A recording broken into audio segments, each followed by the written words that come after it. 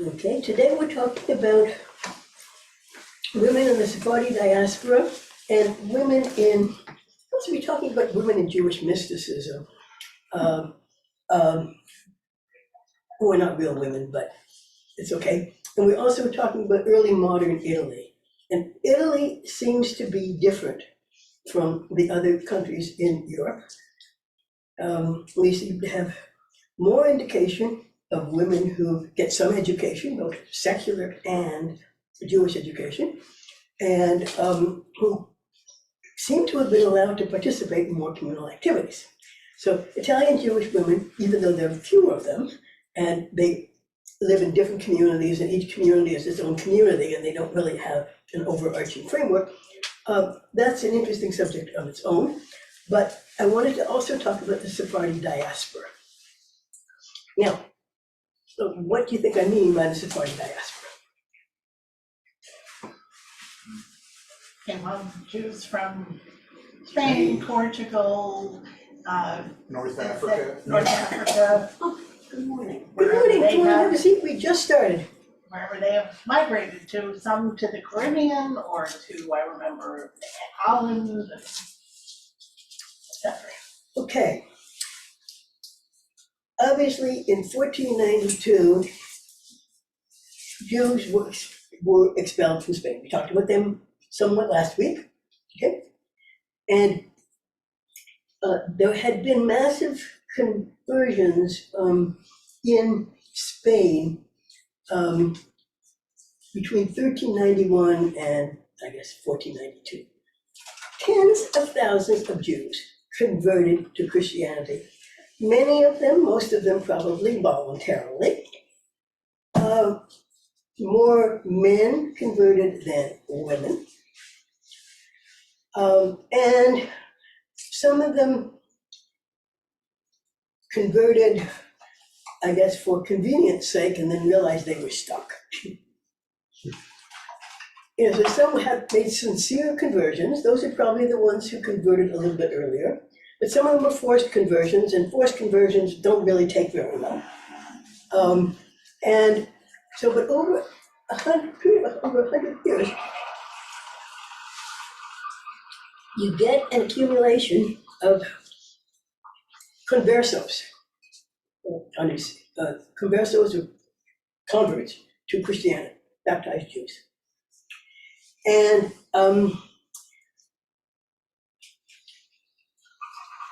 the problem was that in the 15th century, and there are lots of problems here, obviously, because what are the relationships between the conversos and the people who remain Jewish? We'll call it Sephardim, because all of them were Sephardim to begin with. Now we have a subgroup of Sephardic Jews who are Christians, at least temporarily.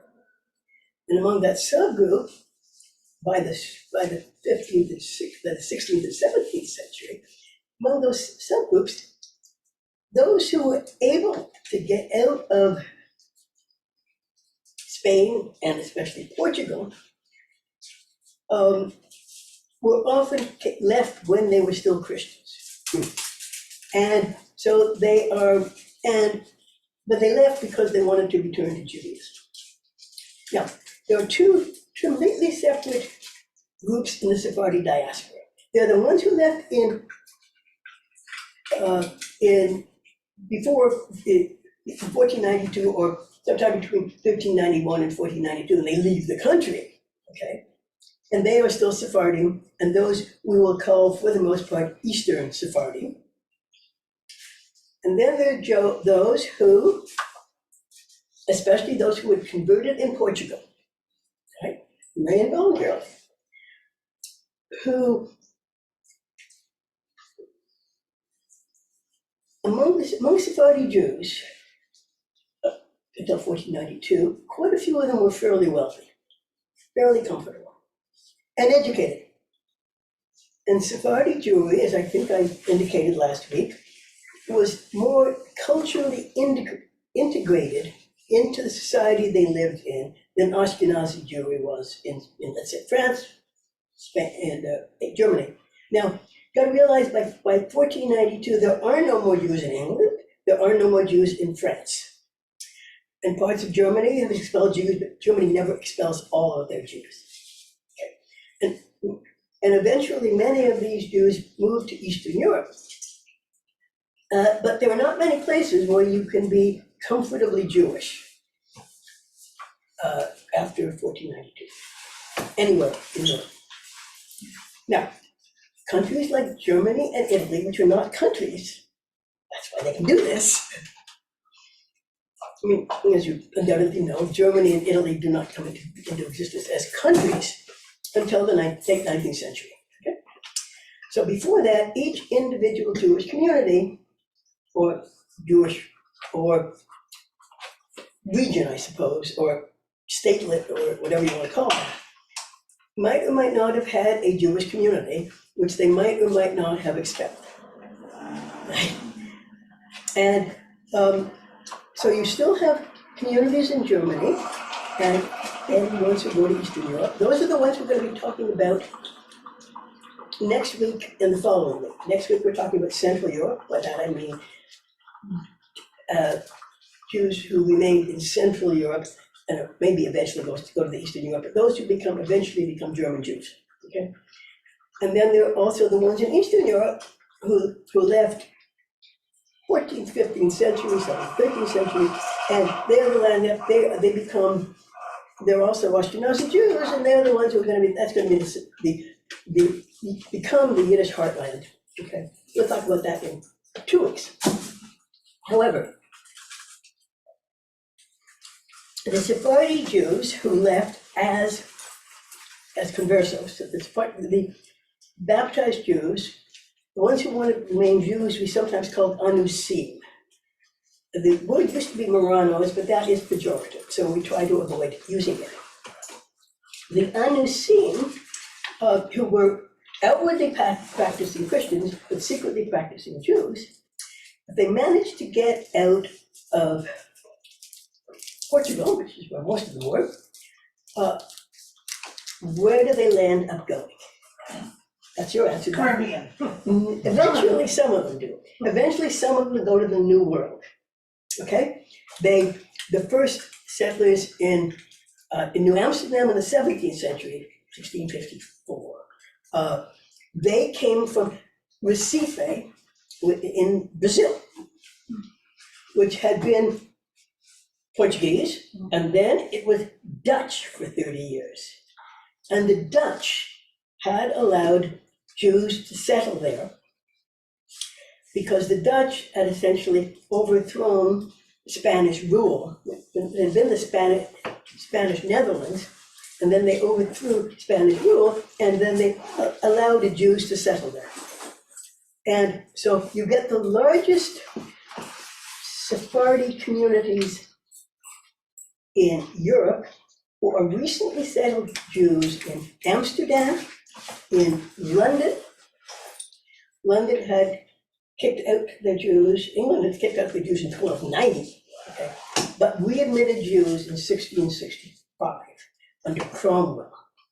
Caused complications, we're not going to worry about that. We'll talk about Jews in Victorian Britain later, but they're going to be, among them, these are Sephardim who came after 1492, and Moranos, but then they come as Portuguese merchants. I mean, all of these people who go west are Portuguese merchants, okay? And they speak Portuguese, or Spanish Portuguese, but really it's Portuguese. And they're the ones who set up synagogues, like Shevet Israel in New York in 1755. And then there's Truro Synagogue and there's a synagogue in Charleston, and then there's a synagogue in Savannah. These all start out as Sephardi communities made up of former Anusim. Right? Now, there are 2 other communities that are established in colonial America.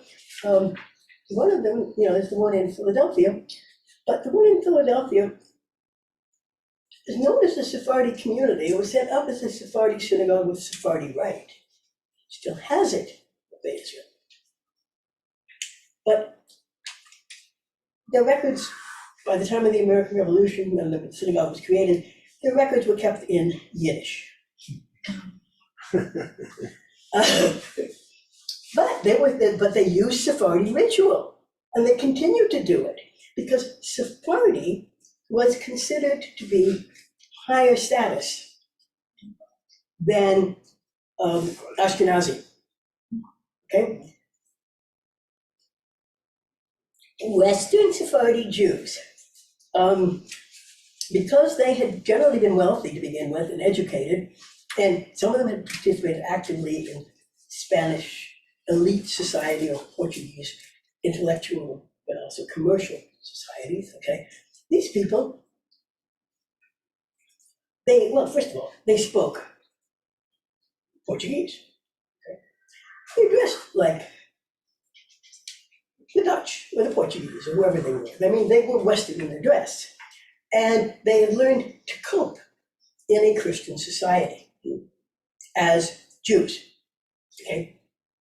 And so they were a minority, but a highly respected, highly statused community. And it's really interesting. I reviewed a book a couple of years ago, probably 2 years ago, 4 years ago, maybe a little bit more than that. You keep track of these things in retrospect. It was written about the status of Sephardi Jewry in Germany. And when the German Jews started to modernize German and introduced the invention of the Reform movement, and they're modernizing, their role model turns out to be Sephardi Jewry. And the golden age of Sephardi Jewry, of course, is not the age of the Spanish Inquisition. It is Muslim Spain.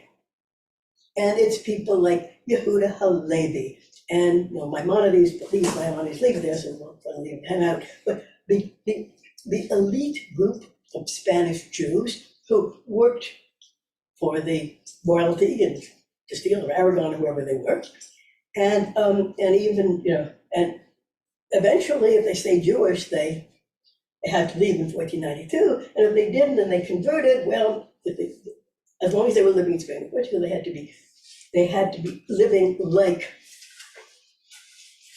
Spaniards, Portuguese. So it's really interesting to read this book because you realize, hey, wait a minute, that is true. That they were viewed very highly by Ashkenazi Jews in Germany. I mean, the Yekka stratus, the upper crust, okay? And whereas the ones who had gone to North Africa, to the Ottoman Empire, to Egypt, I mean, many more went east than went west. But they left beginning in 1391, and especially after 1492, but they brought with them not Portuguese, but Ladino, Judeo-Spanish. And the difference between Ladino and Portuguese is that Judeo-Spanish is written in Hebrew script, whereas the Portuguese were Portuguese. I mean, they spoke Portuguese, they wrote Portuguese, and they were known as members of the Portuguese nation. Portuguese my eye, but on the other hand, that's who they were. So it's really interesting to see that you have these two groups, and they're very different, and they remain different to some degree until today. Because we don't think of the Jews who went to, many Jews who went to some place like Egypt were very, very cultured in the 19th century. Alexandria especially, more so than Cairo. But many of them came from Spain or came from Italy, and Alexandria had a very heavily Italian Jewish community. So they were educated and cultured, but most of the Jews who went to North Africa, even if they knew Ladino and used Ladino, they probably were speaking Arabic most of the time. They saw themselves as the expression Sfardi Tahor comes out okay, which means pure Sephardi. So some of the rabbis from North Africa, for example, were very proud to sign, and also one of them is Rabbi Gabai, who was not for a long moment, but his wife runs the Jerusalem gift shop in the Northeast, okay? Sephardi Tahor, family that lived in North Africa for, I don't know, hundreds of years. They were Sephardi. And they were they weren't totally separate, but they were not equally mixed in. Now, there's also a community in Italy, in Livorno or Leghorn, that was also a Sephardi and Western Sephardi community formed in Italy. And they became very much Italian Jews, but they came as conversos. And it's just, anyhow, so what about the women, all right? That's what we're supposed to be talking about, but you have to know about the men to understand the women who came with them. Well, there were some very prominent Sephardi women, some of whom were still Christians and others who returned to Judaism, who were very successful economically and helped others. One of them is a woman by the name of Doña Gracia Mendez. There are books about her. Yeah. Sounds familiar. Yeah, she had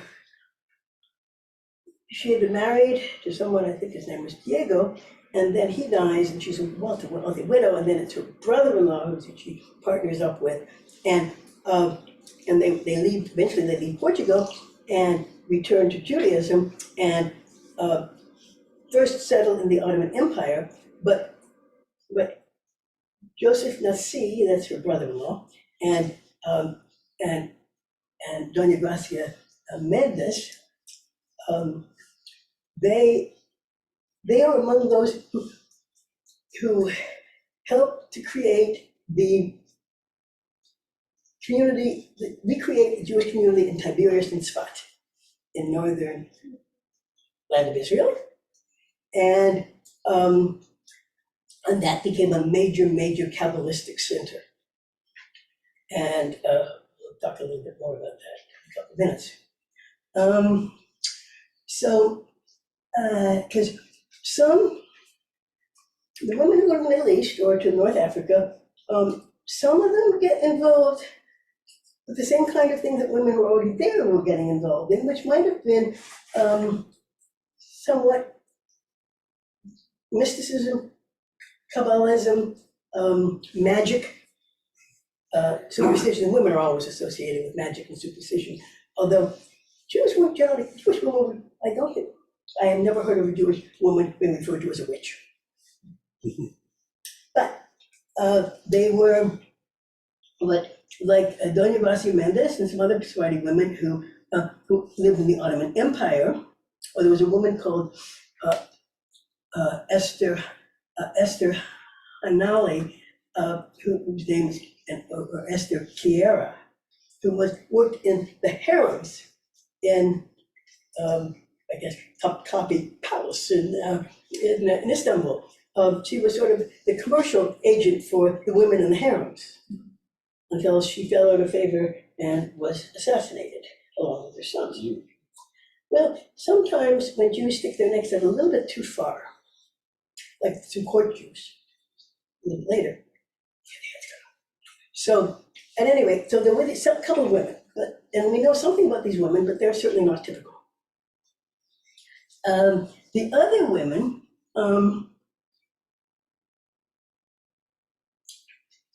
they often become very instrumental in recreating Jewish communities,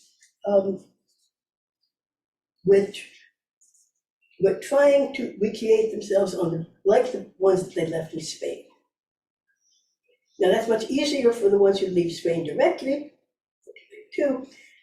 The Sephardi women, up until the present, were the ones who really helped perpetuate Sephardi culture, Ladino folk songs especially. If you there were these Ladino-speaking Jews, Judeo-Spanish-speaking Jews, in the Balkans, in Bosnia, in Belgrade, in Salonika especially. Salonika was the major Jewish center in the Ottoman Empire, and Istanbul. And these are Sephardi communities. There had been Jews in these areas before who were known as Romaniot Jews. They were sort of native Jews before the Sephardim came. And some of them speak, it's a Romaniot language, and they exist till the 20th century, but they're very small communities.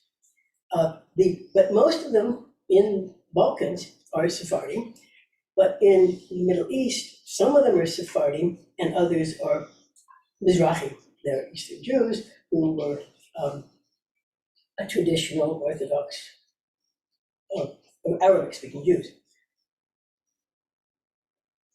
Now, and so they're now, I sort of landed up collecting some Ladino recordings by women, especially women from former Yugoslavia. But many of the Sephardi records that we have today, there's been a Sephardi revival in terms of Sephardi music and folk songs and stuff.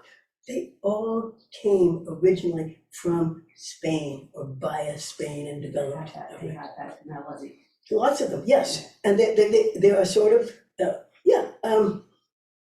and they have their own folk legends and their own stories, and it's the women who preserve the culture. Now, the men preserve the culture too, in the sense that they are. Oh, I can't So you go with the metal. I have discs in my car Mhm, that Liz had given me. mhm. They have, anyway, those are Eastern Sephardi. You ever want to hear the music? I have some of them too. And because I studied Sephardi communities, at least in former Yugoslavia, because I wrote my dissertation on Yugoslav Jews, former Yugoslav Jews. But Ladino was a very important part of the culture, and there's a whole Ladino literature, etc. And some of that is written, it's not written by women, it's written for women. Like a lot of Yiddish literature we'll see next week is written not by women, but for women. Okay, the Tchina literature. Some of them are written by women. Much of it were written by men, but it's what women were supposed to pray. Okay, then these women, by and large, don't know Hebrew. But they know their language they speak at home, the foods that they prepare, their whole culture is a Sephardi culture, a Ladino culture, and the women are instrumental in perpetuating this. So this means they're literate, women at this point. Some of them are, but you don't know. Maybe yes, maybe no. Some Sephardi women were literate, but the ones who were literate were much more likely to be Western Sephardi than Eastern Sephardi, okay, because they were tend to be wealthier, they had converted, they were educated insofar as women got educated at all, which was almost rarely. I mean, women did not attend school, but the ones who were educated tended to be wealthier, and they were more likely to have spent time as Christians. Whereas the ones who were more traditional just left in 1492, climbed on whatever boat they could, and landed up wherever they landed up. Yes. It's DNA, modern DNA is coming up. A lot of I was reading where people in Spain were taking their DNA and said, oh my goodness, I'm Jewish. That's right. Those are the ones who stayed. Those are the ones who converted and stayed in Spain. And they've been good Catholics for centuries, except that many of them, even with their DNA, I think I mentioned, told you some stories last time, okay, about how the families somehow knew that their family had been secretly practicing Jews at one time, okay, even though they've been Catholic for centuries, right? But there is also, they're often clustered in certain places, and apparently they have certain last names, which are changed, of course, because once you become Christian, you have a Christian name. So that's why many of the on the scene who become Jewish again are known by two sets of names. One is their Christian name, and then they had secret Jewish names. And that's the secret Jewish names perpetuated Sephardi names through the whole Catholic empire. Now, but it is the women in converso households who maintain Jewish customs to this day. When they come out of the woodwork, first of all, it's the women who do so. And they might, if they tell anybody, they tell their daughters and their granddaughters. And many of the men, sons, they were originally Jewish, but they don't necessarily, and they sort of marry each other for communities in some ways, not always. But it's the women who are protecting the culture because their outward culture, because they go to church, their outward culture is Catholic, okay? They don't have access to Hebrew scriptures, and Catholics don't read the Old Testament, quote unquote. So they have not had any education.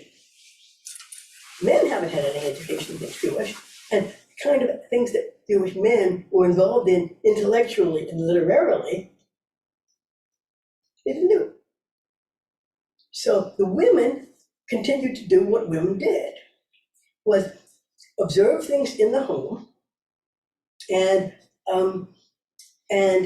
try to pass it on whatever they could, whatever they knew, which wasn't always very much, to at least their daughters, if not their sons as well. It was all practiced in secret, and if you got caught by the Inquisition, if you were in Spain or Portugal or in Latin America, in Mexico, and you were caught as a secretly practicing Jew, then you were hit by the Inquisition. The Inquisition starts in 1481, and it starts 1481 in Spain, and then 1540 in Portugal. There's this time lag before the Inquisition really hits. And so lots of these, they had 50 years to stay Jewish secretly. And then they go to the New World and they bring whatever they bring with them, and their names, and their, and they were secretly practicing Jews up until the 20th century, in some cases. It's amazing that it stuck around as long as it did, but it's passed along by women, and women are not formally educated in Jewish texts. Men would either by this point, okay? So women would preserve the culture, the foods, and you hear all these stories about women, lighting candles in a cupboard. I don't think air circulation is too good in there, but I'm not exactly sure how they did that. But, and there are still songs that come out, some of the songs by Safan, okay, have to do with someone, a Jewish guy, meeting someone who's Latina, and discovering that on Friday nights she lights candles and doesn't know why. Okay? So I think that is truly remarkable after 500 years. That, I think, any questions about that before we go on from there? I could go into more details about their lives in Spain, but I think we talked about that enough last time. Are there any letters that women were writing? If they're in different countries? No, because you don't do that. You don't keep in touch with your relatives in someplace else. You can't. I mean, the mail service wasn't too good in those days. Now, listen, wealthy aristocracy, okay, women who were elite women who came from royal families and had a good education and what have you, they're all Christians. But educated Christian women are generally nuns. Jews don't have nuns. They have, in Italy, you get all these nuns and educated Christian women, okay, and you have a whole culture in Italy of educated women. The Jews are not cloistered, they are ghettoized in the 16th century or thereafter. Italy had been more open than Spain. Okay, Spanish women, but worse, Spanish women were closely supervised. And you have that image of, Goya paintings, and the women with the veils and the balconies, okay? That's the way women lived in Muslim Spain, in Christian Spain, and Jews who lived in the same atmosphere lived in that closed community of women, not Christian, Jewish, what have you. They were very isolated. So you don't communicate with people who are that far away, even though you keep in touch with your families more often. If you and you try to keep in touch with women when they get married. In Spain or in Italy, it doesn't matter. Women go and live with their husbands' families, so they're cut off from their birth family. Although wealthier women sometimes can be gifted money by the father, either through a dowry or other gifts, and they try to keep in touch with their own families, but they generally become part of their husband's families. So, although I think we talked about how there were rules that were set up that if you had it written in your ketubah that you could see your relatives on a certain number basis, that protected you from going to visit your relatives, whereas otherwise your husband might restrict you. Okay, well, all right, let's turn to gender in the Zohar. I'll do this very quickly. I don't know how many of you are familiar with the Zohar. Have you ever tried to read it? Me neither. However, mysticism is not my thing. I am very much a rationalist, and the Spanish rabbinical sources that I know best are things like Rambam, who was Aristotelian, whereas Kabbalah is mystical, it's Neoplatonic, it is a way of getting at the secrets of Judaism, okay?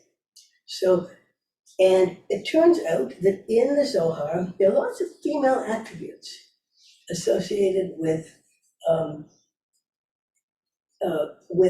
the understanding of Judaism and Godhead, okay? So there are lots of female symbols. No real women, but lots of female symbols, okay? And there's something called Theosophical Kabbalah. There are two schools of Kabbalah. There's one that's just focusing on the name of God, but then there is one that has, they're trying to understand God, okay? And God is not anthropomorphic, right? So you only have to figure out what God is not. That's mysticism, right? Ein Sof. There is no end to God, but you can't see it, etc. Okay. Now, and then there are, perhaps you have heard of the Sfirot, the different circles, or they're inside. I'll show you a I diagram, tried to understand Kabbalah, I took books out and tried. and it doesn't help, right? And I was like more confused than Okay. before. Let me show you. I gave up. Okay, I know you can see very well from where you're sitting. Right, because all of you have perfect eyesight. This is very large print. However, this is a map of the 10 Sfirot, the 10 spheres. No, not spheres. I don't know what you call them. The aspects of, these are the 10 aspects of God, okay, in hierarchy. Okay, top is Keter. And that is crown, it's on top, and it's sort of newer. And then there are two others. There's Din, which is judgment, Bina, which is understanding, and Chokhmah, which is wisdom. I always thought that women were associated with wisdom, women are associated with understanding, and men are associated with wisdom. That is, yeah, okay. So men are intellectual and women have intuition, all right? This is what that is. And then below that, there are two others. There's deen, which is judgment, and loving kindness, chesed.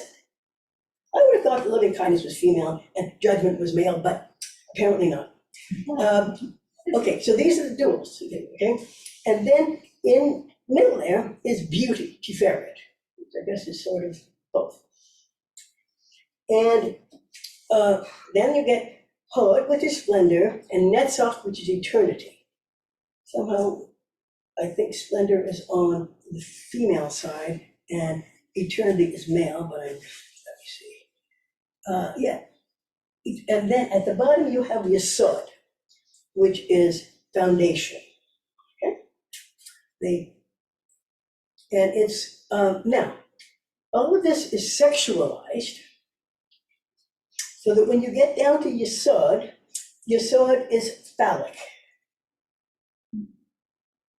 And then you have, below that, you have the Shekhinah, the presence, the indwelling, and that is female, sometimes associated with the womb or any kind of female, part of the female anatomy that men don't have, okay? So, and they, according to these understandings, human beings need God, but God also needs human beings. And you have to, it's sort of a reciprocal thing, and it's masculine and it's feminist, and and men really get into this and still are into it, okay?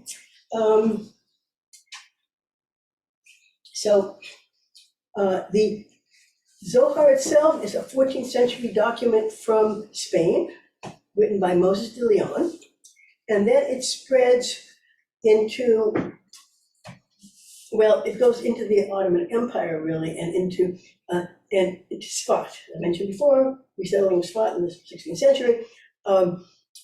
And so that becomes, and there was something called Lurianic Kabbalah, which, now Isaac Luria happens to be an Ashkenazi rabbi, but basically the Kabbalah is more Sephardic than Ashkenazi. But how many of you have been to Tzfat? Mm-hmm. Okay, right? And there is the Ari synagogue. Mhm. There were several, number of them, but the Ari synagogue was, for Luria, Ari, Luria, it has to do with lions and things. At any rate, and you see, you have to, this is sort of the evolution of humanity. The first human being is sexless, androgynous, and then you get male and female, and goes from there. And so that's all written in here. And, but in the Zohar, the female attributes, at least, engage in sexual intercourse, they become pregnant. They give birth, they nurse, and they menstruate. But they're not real women. They're just image. And men and women consummate this relationship on Friday nights. Now, women probably don't know exactly what they're doing because they're never taught any of this. It doesn't matter to them. They are simply the feminine, the female. And they are fulfilling this ultimate mystical union. Best I can do. I thought I would mention it though, because there's a whole chapter in here on it, and I kept on reading and thinking, really? But at any rate, you better discuss it with somebody who knows about the Zohar, not with me. Okay, now we get to early modern Italy. Any questions about that? They call Madonna. What? Kabbalah, yes, and all these red strings and who knows what else. There's not anything terribly Jewish about Madonna, even though she might be Kabbalistic. There isn't, no. Nothing. A red string, yes. Sorry. Okay, now, early modern Italy. Now, Italy, as I mentioned to begin with, is the one part of Europe that does not expel all of its Jews, all of it. Instead of expelling them, by the 16th century, they'll ghettoize them. And that's because it's not united. And there has been a Jewish community in Rome ever since the past 2,000 years. More than that. Jewish communities elsewhere too, but Rome always has had a Jewish community. And it's located, how many of you have been to Rome, been to the Jewish part of Rome? along the Tiber, it floods. Not necessarily the best location to be in, but it's now very popular among tourists. And anyway, there were Jewish communities in various parts of Italy. Sometimes they were expelled, but most of the times they were not. And things apparently were pretty stable until the 16th century. And before that, there is an illuminated manuscript that comes from the 15th century, okay? And it seems to indicate that men and women are praying together in small synagogues, that all of them wear talitot, and there's no mechitza in the synagogue. And there are other references to this too. Sounds very modern to me, but apparently it was true then. However, as time passes, the women get sort of more and more shunted aside, if they weren't already. But the first ghetto first ghetto is created in 1516 in Venice. Yeah. In 1555, you have a Roman ghetto. And the word ghetto actually apparently comes from Venice. It was a foundry. It's Italian. Okay. And you get ghettos all over the place. And and there was a Talmud burning in Rome in 1553, not the only one, but just one of them. And ghettos were created all over. And you got the recession of Jewish women from public life, masculinization of Jewish spaces, and the whole female domain is reconfigured. Okay, but it's still more intellectually visible than anywhere else, as far as I can tell. And there were, and along with Kabbalah, there were new forms of Kabbalistic piety, and there were new rituals and new prayers, some of which were written specifically for women. That's what it says in 2 books. And you won't find it anyplace else, I'm sure. And there were some Jewish women who even employed as copyists of Hebrew books, because some women in Italy did learn Hebrew and could copy. They also learned period of the Renaissance. They are going to learn Italian too.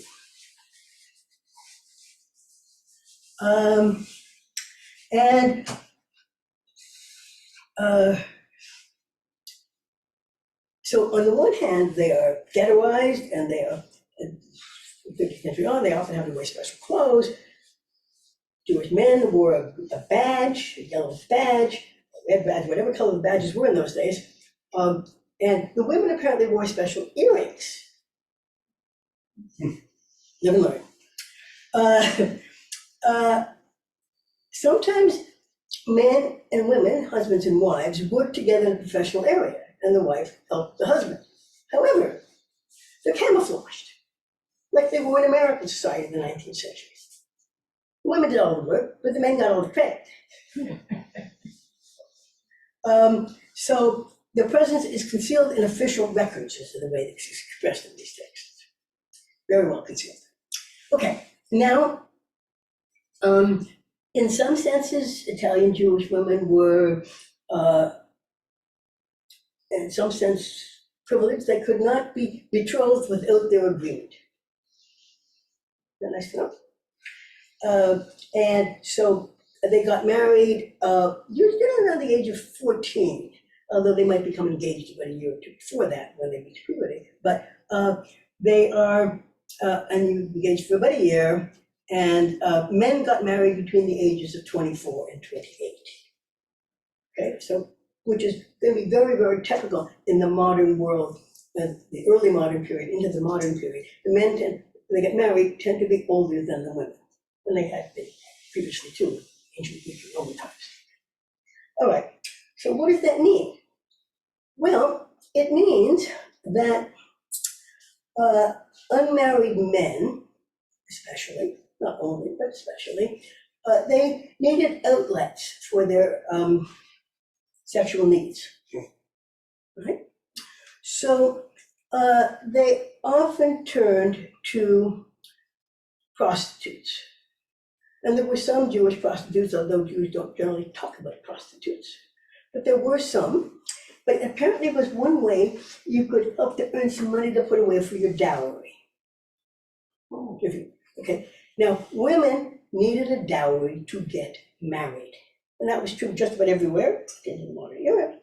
And particularly true in Italy, when the price of dowries kept on going up and up and up. So you have to be able to earn money for your dowry. Now, women often worked, Jewish women and Christian women, there aren't too many Muslim women in Italy, Jewish and Christian women both worked in, both with as domestics in people's homes. So both Jewish and Christian women worked as domestics in Christian homes and also in Jewish homes. Okay? Same kind of problems evolved, which is true of domestic servants everywhere at every time, no matter what their religion and culture might be.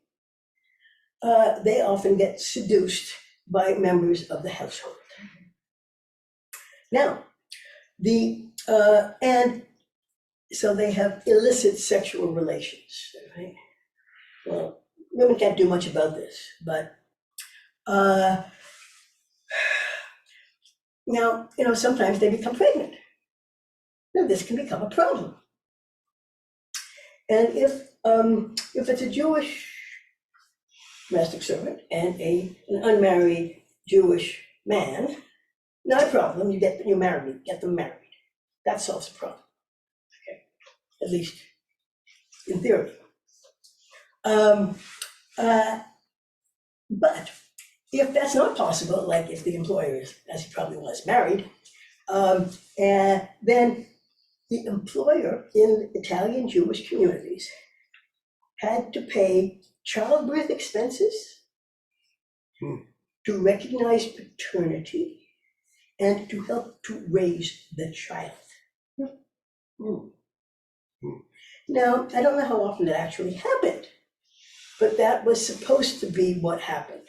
Now, if it's a Christian man and a Jewish woman, well, the women could be taken by the Inquisition and so that apparently did happen too in Spain and I guess in Italy too, because the Inquisition does come and go all over the place. But and there sometimes were interracial children that came out of these relationships. And the source that I read said that there was no color bias in the Jewish community. Huh? That's what it said. I'm only telling you what I read. Well, Don't believe everything you read is true. well, wait a second. I think that, Some of these were slave women, and the slave women could have been North African, yeah, in my Muslim. Yeah, otherwise how would they get here? yeah, oh yeah, they were slaves in the society, yes. And they weren't necessarily Christian. They might have been Muslim, who knows what they might have been. We're not talking about Islam here, we're talking about women getting pregnant. And they were women of color in some cases. And this also incidentally happens in the Caribbean with our Sephardi, or Western Sephardi, especially like in places like Barbados. A number of books came out recently about Jews of color who were descendants of slaves. And Jewish fathers, slave mothers, sometimes the woman and the daughter are converted to Judaism, sometimes they're not. But, and some of them come to the United States, and then where do they fit? Depends on what shade they might be. Some of them can pass, some of them can't. But all of these things arise in situations where you've got Jews and Christians living together, either slaves free or as domestic servants, what have you.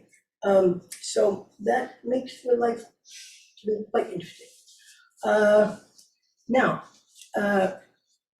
Now, the domestics apparently eventually married, okay, but they married later than most other women because they had to raise the money for their dowries, and dowries were extremely important, okay? And the larger your dowry, the better you could marry, because it's the bride's family who gives the money to the groom's groom. All right, now, to change the subject slightly, in Italy, especially during the Renaissance and thereafter, you've got Jewish literary works dedicated to women. Not necessarily written by women, although some of them might have been, dedicated to women, so that women are included in intellectual and literary life more so than elsewhere that I've seen. And the invention of printing, the printing press, which was, Venice became a major center for printing both Hebrew and Yiddish books, and other languages, obviously. They meant that you have a more educated, literate group of women who were among the wealthier classes. Okay. So, and there was apparently multilingual books of customs and prayers for women. I'm impressed. Where they get this from, I'm not sure, but they have found evidence of this to some extent. Now, they might be slightly stretching it, but evidence nevertheless. There were even some Jewish women who possessed non-Hebrew books, and they hid them away in closets, including one woman who had works including Dante in her closet. Because Jews in Italy were much more, like the Jews in Spain, the men in Spain at least, had been part of the intellectual life of the time. The women had not been. But in Italy, somehow women have, wealthy women, educated women, have greater access to the male sphere than elsewhere. Now, and widows, if you were a widow, you often, sometimes at least, maybe not often, could have opportunities that you would not otherwise have had as a married woman. Now, widows sometimes received their dowries back because their husbands died, and they get their dowries back, and therefore that enables them, first of all, to help raise their children, enables them to remarry, although they couldn't remarry until their children were at least 2 years of age. But women sometimes became the custodians of their own children after their husbands died, which hadn't happened before, or elsewhere, I suppose, okay? Now, and there was even, there was record of a special siddur that some man commissioned for his wife. Okay. And when in childbirth, which of course was a very, very dangerous thing then, as all the time, it became the custom in Italy for women to hold a Sefer Torah while she was giving birth. Wow. If you have nothing else. Didn't say she should read it. Just She that probably should hold couldn't, it. but it doesn't matter. And at that time, she certainly could. I mean, Yeah. even if she could read. Now, there was at least one, really exceptional Venetian Jewish woman who I've heard about for years. Her name is Sarah Copia Sulan, 16th century, early 17th century, 1562 to 1641. I wrote those dates down because I couldn't possibly remember them. Okay, she was a poet and a playwright and a patron of literati. She had a salon in her home, especially after her marriage, married to a Jew. But it was mainly Christian men who attended the salon, because they were the literary circle at the time. So she's very well, she comes from a wealthy family, obviously, well-educated in Renaissance culture. Doesn't know so much about Jewish subjects, but she is proud of being Jewish. And so these Christian men of letters and Rabbi Leona Modena, who was one of the leading rabbis in the day in Venice attended that salon. However, some of these men were trying to put pressure on her to convert, to be baptized. She refused. So she's accused of blasphemy and, becomes persona non grata. I don't think she was killed. But, because she refused to become Christian, even though she was familiar with Christian culture and Italian culture. Oops. Okay. Also, quickly, that was fine. Jewish women were accepted there were these new, called Italian Jewish confraternities, like Shavuot, I guess. Okay, and at some points they were mixed Jewish, mixed male, female, or Jewish. Okay, and they did religious work and philosophical work, and in these confraternities, in these Shavuot, they learned Torah, they prayed together, and they did charitable work. However, by the 17th century, they become exclusively male spaces, with women allowed only in dowering sisterhoods. So in other words, in sisterhood, the sisterhood would raise money to give dowries to poor girls. That they could do, but they couldn't do what they did before. Then apparently, in the 18th century, women somewhat regained their voice in Italy, and they had some role in communal charity at least, not studying, but charity. And they helped the sick. And they created mutual aid societies for women, both rich and poor. They celebrated Rosh Chodesh as a women's holiday, and they did that by avoiding heavy work insofar as they worked. They did. But I mean, these guys be pretty wealthy women. But you don't take on you don't start cleaning your house on Rosh Chodesh Nisan. Maybe you wait. You got 2 weeks. So how did they celebrate Rosh Chodesh? Did they go to the synagogue? No. Well, they did. No. Italian Jewish women did go to synagogue, but they generally sat in a women's quarter above the men's quarter. And they had women leading their service when they weren't allowed to be with the men anymore. Okay, so they're in a separate balcony. And they were allowed to look down on the men. There's no problem with women looking down on men. It always happens. It's the men that was not supposed to look at the women. There's nothing, in the Talmud, a Jewish woman is allowed together with 2 Jewish men. Not one, but a Jewish man is not allowed to be together with 2 Jewish women. I love that. Because you see, you can really trust the men, not so clear that you can trust the women. They might attack. At any rate, there were even, and this really got me, there were women who Jewish women who prayed daily prayers in the morning, and they even changed the letters, the language of prayer in the Birkot HaShachar. Okay, so that they never said Shalom Asani Isha. So okay, and there's somehow small groups of Jewish women gathering together in private homes. I'm not sure what cities these are anymore. They share praying, they prepare Pesach together, and they had private mikvahot in their homes. It's mikvah. I mean, these are traditional Orthodox Jews. And also, some women did do work and earn money. Probably they weren't the wealthiest, but they were maybe married to men who did the same thing. But they could embroider and they could spin and that sort of thing.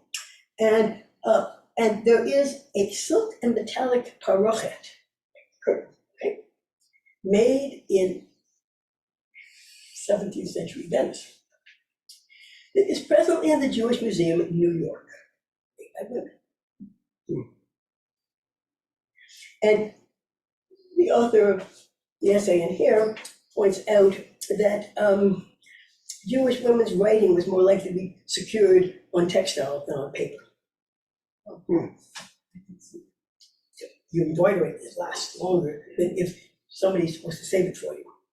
However, Jewish women were much less productive in terms of writing than Christian women were in the early modern era. I'm finished. Any questions? Oh, I thought you had a question. There was an article in, I forget where I read it, about a Sephardic community, I believe